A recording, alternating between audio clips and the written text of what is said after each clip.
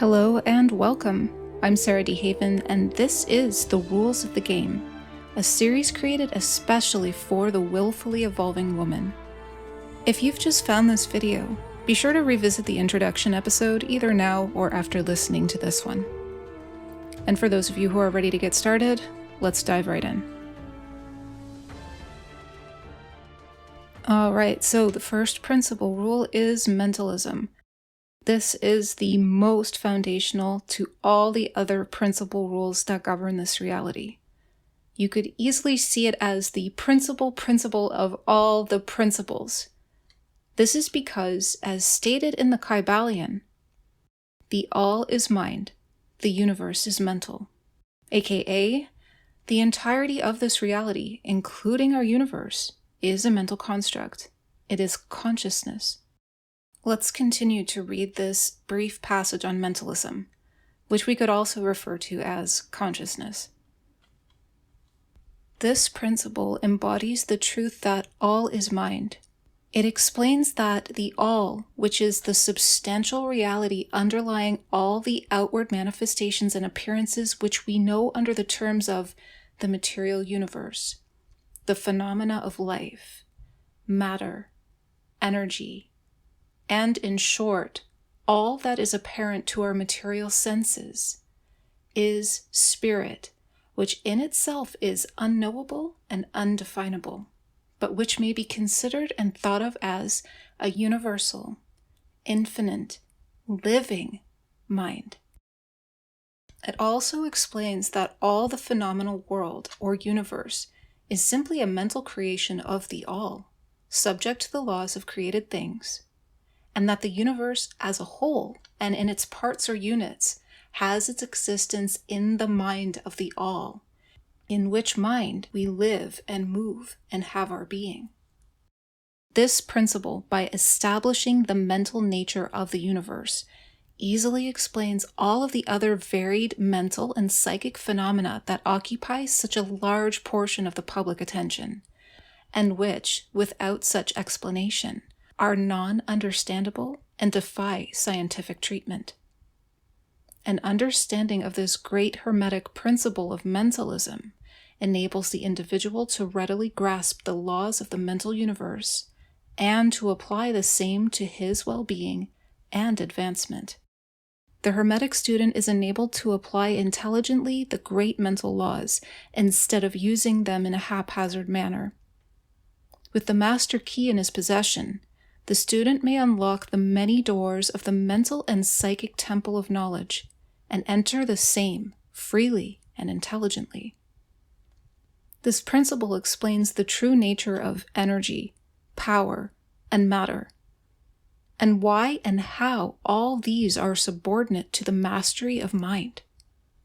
One of the old Hermetic masters wrote, long ages ago, "He who grasps the truth of the mental nature of the universe is well advanced on the path to mastery." And these words are as true today as the time they were first written.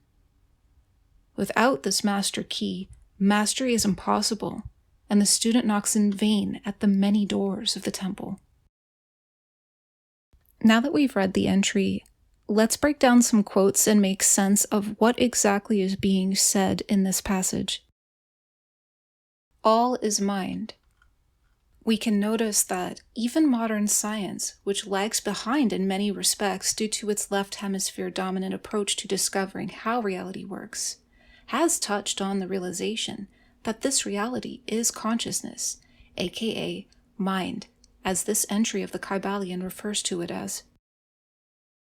The all, which is the substantial reality underlying the outward manifestations and appearances which we know under the terms of the material universe, the phenomena of life, matter, energy, and in short, all that is apparent to our material senses, is spirit, which in itself is unknowable and undefinable, but which may be considered and thought of as a universal, infinite, living mind. This quote is quite straightforward. It says that consciousness, otherwise known as mind as stated in the KYBALION, is the substantial reality underlying all manifestations and appearances. This is everything: matter, dark matter, space, time, life, thought, feeling, emotion, energy, sensation, sound. Everything that comprises the totality of the reality within which we are living is, in fact, a form of consciousness. An understanding of this great hermetic principle of mentalism enables the individual to readily grasp the laws of the mental universe and to apply the same to his well-being and advancement. Yes, indeed, it is very true that if you grasp that this entire reality is consciousness, no matter how dense, no matter how subtle, no matter how hard or seemingly intangible, comprehending this is foundational to advancement and evolution. Comprehending this principle can serve in your ability to improve your well-being on all planes of experience. So that could be the physical plane, your physical health, financially and materially, psychologically, of course, but also romantically, sexually, relationally, and beyond. Let's consider another quote from this excerpt. The following: "And these words are as true today as the time they were first written." The universe, this entire reality, the fact that it is a consciousness construct has not changed as long as we have record, and it's unlikely to change without dire consequences to all beings, animate and inanimate, within this construct we refer to as reality.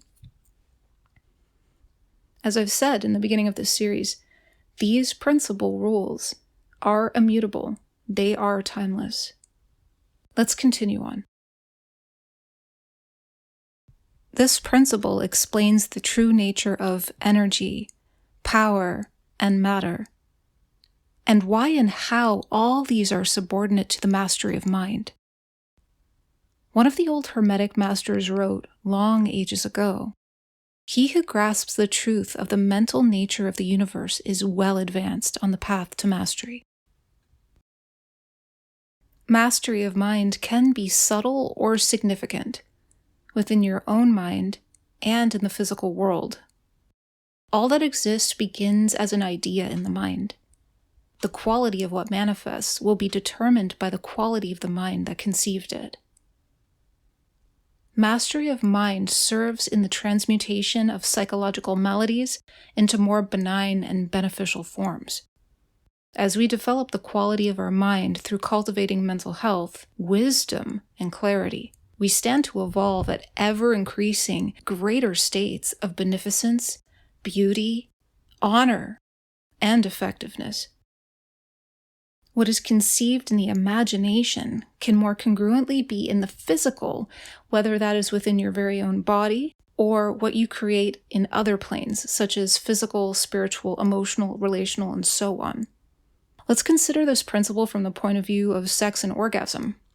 For a woman to enjoy the life-changing effects of cervical orgasms, this holy grail that you may have heard of before, the kind of orgasms that can heal and open the power of the heart, helping a woman stand even more powerfully in her sexuality and her self-esteem. For her to be able to have a cervical orgasm, she needs to feel at ease. She needs to feel comfortable. She can't be forced. She must be in a mental state where there are no hang-ups or neuroses or obligations that are distracting her from her sensuality, her femininity, her ability to receive sexual pleasure. If in her mind her consciousness is not in such a state conducive to heart-opening orgasm, the chances of that happening are slim to none. For a woman who deeply desires to tap into the wellspring of her sexual power, comprehending the principal rule of mentalism, the foundational prime principle of this reality, that the entire reality is a construct of consciousness, that everything is a state of mind. For a woman who understands this, this can act as a boon that will serve her very well. Realizing that by default, we are part of this reality, and that we have a mind means that we can conceive of ideas of a great many. And when we master our minds properly, the body and mind can work in concert to create beautiful outcomes, such as, of course, incredible sex, but also to connect to the love of your life, whether that's romantically or creationally or both, or something that the world hasn't conceived of yet, if not for your imagining it. It's very important to be grounded in the reality we're in, because one of the pitfalls can be to imagine outcomes but not get the results you're looking for. When it comes to mastery of mind, acceptance of what is will serve you very well. And in such a state, a humble state where we accept the reality but we also imagine possibilities and practically work towards them, one can transmute a lifetime of low self-esteem or traumas into self-worth, into healthy, unshakable, radiant self-confidence in body and in mind. Because remember, all is mind. So the body is mind too. Using the power of mentalism properly, a woman can transform debilitating jealousy and self-doubt into a natural sense of peace, self-trust, poise, and inner harmony. The power of mind holds the potential to rehabilitate those who struggle with what we often in this modern day refer to as mental or personality disorders. But again, I must be very clear, we must be honest with ourselves to do that properly. A man, or a woman for that matter, who is congruent psychically and somatically can change poisonous, opaque dispositions into healthy, clear awareness that can see more viability in life, more opportunities and possibilities to make use of. What was once necrophilous or stagnant becomes dynamic and biophilous. Toxins transmute into pristine, pure waters. This is possible when this principle of mentalism is applied correctly. For women, mastery of mind can literally change their life from shameful, performative, or disappointing into an experience of triumph after triumph, or orgasm after orgasm. A life truly worth celebrating, a life filled with pleasure, nourishment, generosity, adventure, creativity, connection, and genuine joy. Continuing on in our excavation of this excerpt from the KYBALION, the Hermetic student is enabled to apply intelligently the great mental laws instead of using them in a haphazard manner. Let's look at some basic examples of how mentalism or consciousness can be used in a haphazard manner. When people attempt to apply manifestation techniques with a mind, emotions, or body, i.e. nervous system, that are out of congruence with the desired outcome. This will, more often than not, return no result or an undesirable result that disappoints and or confounds the manifester in a great many ways we won't get into right now. Another example would be when people try to be something they're not, when they lie to themselves or live in a delusion or psychotic, neurotic, funhouse mirror-esque version of reality. What such people create will invariably resemble their state of mind, and it may not at all be pretty. Other examples include when people use their will forcefully without possessing wisdom or a realistic awareness of the state of their own psyche. This can result in material, financial, romantic, or social successes on paper, on the surface. But underneath, we see that the seeds that were sown to create such outcomes will have corruption coded within them, which will inevitably reveal themselves over time. And sometimes this may end up affecting the progeny, their own children, their own creations, in ways that resemble that famous quote, "The sins of the father are to be laid upon the children," or in this case, the sins of the mother are to be laid upon the children. Mitigation and or elimination of such corruptions can be achieved, though, when one is applying intelligently the great mental laws. Let's move on because there's some other quotes from this excerpt that I really feel are important to share. With the master key in his possession, the student may unlock the many doors of the mental and psychic temple of knowledge and enter the same freely and intelligently. Without this master key, mastery is impossible, and the student knocks in vain at the many doors of the temple. The principal rule of mentalism cannot be subverted. This is really important to grasp because it is literally everything that exists, which I've said many times throughout this video. There is no subverting, no manipulating or subduing, only working within. So while you can subvert, manipulate, and subdue a great many things, it will always and never not be within this construct, which we call reality. To assume otherwise is folly with serious consequences to the sanity of an individual possessing such hubris. This is a good time as any to mention there are very clear differences in how men and women naturally think and approach life. And while there's nuance and a lot of diverse approaches, whether you're a man or a woman, everyone is an individual. So we're going to see highly complex elemental mixtures, idiosyncrasies, and these are necessary for evolutionary diversity. And a unique blending of masculine and feminine qualities will exist in all things, all beings, including men and women. Even though all of this is true, women are biologically predisposed to be more inclined to thrive when they make right use of their mind and intrinsic femininity to get what they want out of life. Hopefully we'll be able to go deeper into that at some point in the future. Sooner rather than later.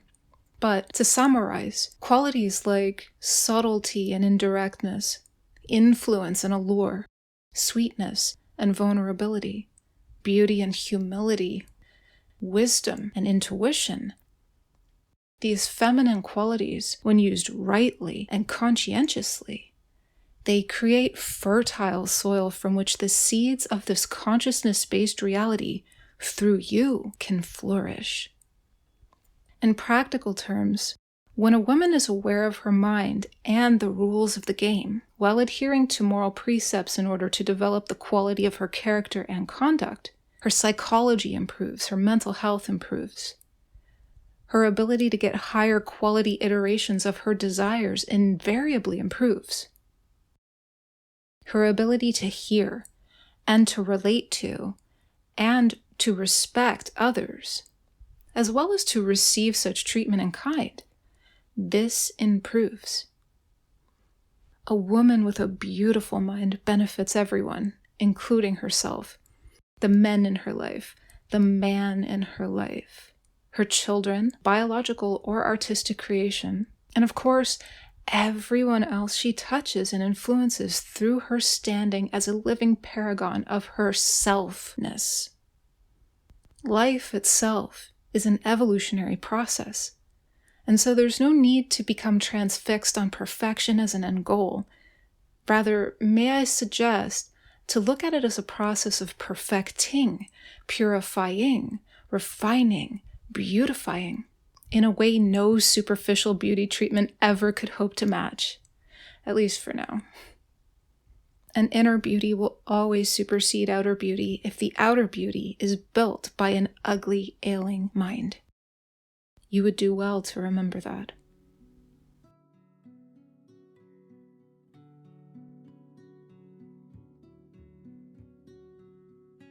And with that, we now conclude our bird's eye view of this very first principal rule of the game, mentalism.